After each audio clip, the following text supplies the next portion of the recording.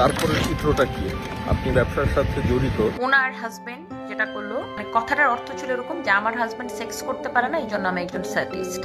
এইরকম নোংরা পোস্ট একজন বয়োজ্যেষ্ঠ ব্যক্তিকে, হ্যাঁ আমার হাজবেন্ড নিয়ে একজন এরকম একজন ভদ্রলোককে নিয়ে, তার সেক্সুয়াল অ্যাবিলিটি নিয়ে আপনি কোন সাহসে, কোন লজ্জায়, কোন স্পর্ধায় আপনি তাকে নিয়ে পোস্টটা দিছিলেন একটু বলেন দেখি।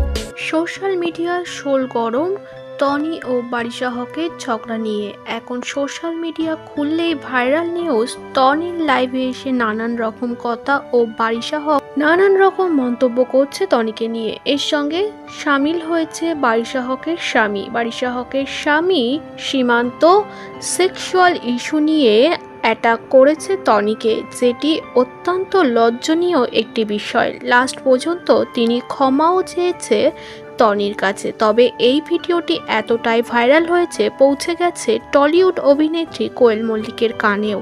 এবার এই বিষয়ে কথা বললেন অভিনেত্রী কোয়েল মল্লিক। টনির লাইভ ভিডিওতে কোয়েল মল্লিক এই কথাগুলি শুনে কোয়েল মল্লিক নিজেই লজ্জিত। কারণ একটা মেয়েকে যে সম্মান দিতে পারে না, তাকে পুরুষ হিসাবে মানেন না কোয়েল মল্লিক।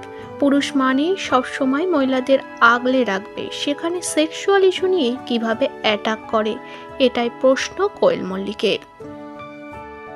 এটাই তো সব থেকে কষ্ট, সেটা তো সব থেকে দুঃখ। কারণ তার পেছনে লাগা কিন্তু ভীষণ তাকে ছোট দেখিয়ে লোকের মাঝখানে, সেটা সত্যি আমার মনে হয় সেই মানুষটা যত না ছোট হলো, তার থেকে অনেক অনেক বেশি ছোট হয় যে মানুষটা এত বাজে একটা হিউমার করলো বা তাকে নিয়ে ঠাট্টা করলো।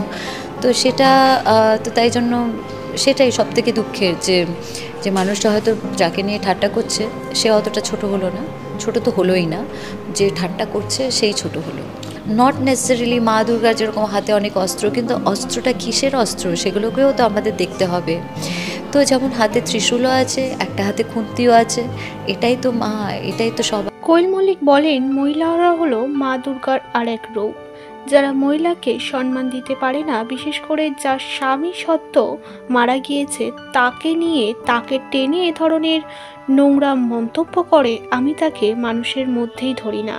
এতে কে কী ভাবে আমি কিছু ভাবি না, তবে আমার যেটা মনে হয়েছে আমি সেটা সকলকে জানালাম।